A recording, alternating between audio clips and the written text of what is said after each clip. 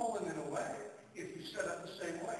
When I talk to college kids in America, I usually ask them the question, how many of you voted in the last election? And a smattering of hands will go up. And what I do is I tell the rest of the group, I actually thank them for not voting. And then they're in wonderment. Why indeed would you thank them for not voting? Because you see, by not voting, the government gives me everything they think I want, and you pay for it. See, the government runs polls, and they know who votes and who doesn't vote. They know that older people will vote, and younger people normally will not vote.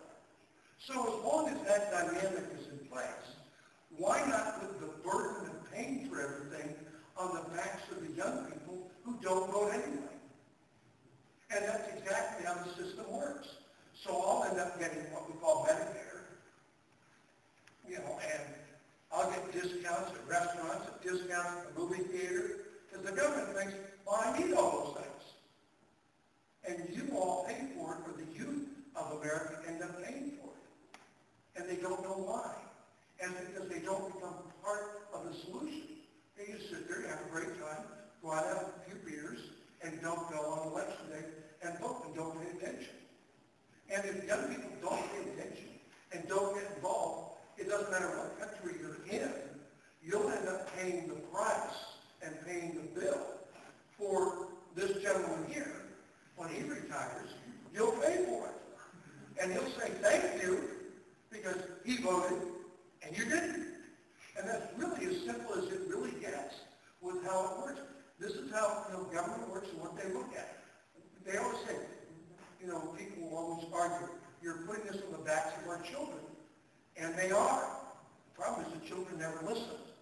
And that is the absolute truth. Young people will become involved. They will, in fact, pay the bills for everybody in the future. And your children will end up paying the bills on you. And pretty soon it just stacks up where you have trillions and trillions and trillions of dollars of debt. And then you wonder where inflation comes from and all these other things. In Washington, they think they've solved the problem with the economy. They've printed all kinds of money. But then inflation will get. If the answer to the problem is printing money, why not just print money and just give it to people all day long? That just masks the problem, really masks the problem. The way to solve the problem is put more people to work. Create jobs. How do you do that? You have tax breaks to entrepreneurs, to small business, to people, to be able to put people to work. Right now, it looks like the economy is getting better, but we sit with a 10.2% unemployment rate because it's being masked by the money that's being printed. People aren't going back to work. You need to put them back to work to get real money back into the government through taxation. And they only go back to work if indeed you give the people that create the jobs the incentive to create a job. We did the cash for clunkers. Did you hear about cash for clunkers? It really worked out great. Toyota loves us. Everybody went out and bought a Toyota. GM still broke. Toyota was doing great. But again, it cost the government $24,000 per car to get rid of all these cars. That's not really doing anything good for us. It did great for the car manufacturers for like 30 days. But now nobody needs a car anymore. So nobody's buying a car. What's my incentive to buy a car? And you can send it. Give me a cash for clunker isn't really an incentive. And maybe giving me more money in my pocket gives me an incentive to buy something for myself, buy something for my family. Just like moving from $1 to $5, put $4 more in my pocket and allow me to be able to spend more money. And spending more money, that went into the economy. I learned very young also that you really have to work if you want things in life.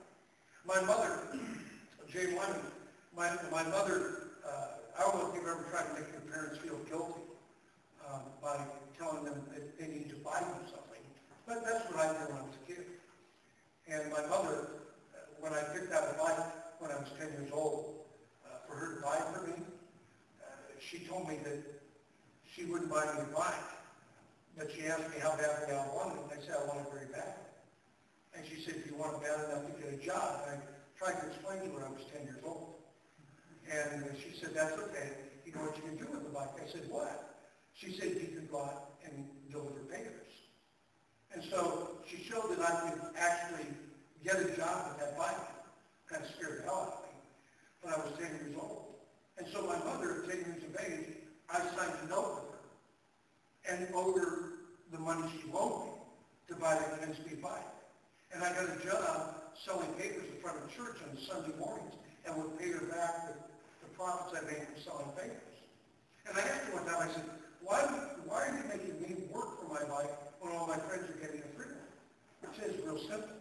I build men, I don't build boys. If I give you what you want, and I can give you everything you want, you'll be a 40-year-old child. But I'd rather have a young man than a boy. And so I build men, I don't build boys. It was a great lesson to learn when I was 40. It was a lousy lesson to learn when I was 10. But I didn't learn it until I was 40 years old and understood the things you want in life, you have to be willing to work for. You can't look to somebody else. You see, James Wyman was my governor. Or Ronald Reagan was my governor. He'd go into them and saying, I want a larger allowance. Well, I need a tax cut to give you a larger allowance. Okay. Same thing works in business. Go into my mother and say, I want a free bike. How about I want free health care? How about I want free this? How about I want free that? Or what did my mother say? My mother said, oh, you want that free? How bad do you want it? Work for it. My father, when he was governor of California, took over a state that was spending $2 million a day, more than it was bringing in. And he had a brilliant idea. There were a lot of people on welfare. How do you get people off the welfare rolls? So he instituted a program called Workfare. And of course, the liberals in California went nuts. They said, what do you mean?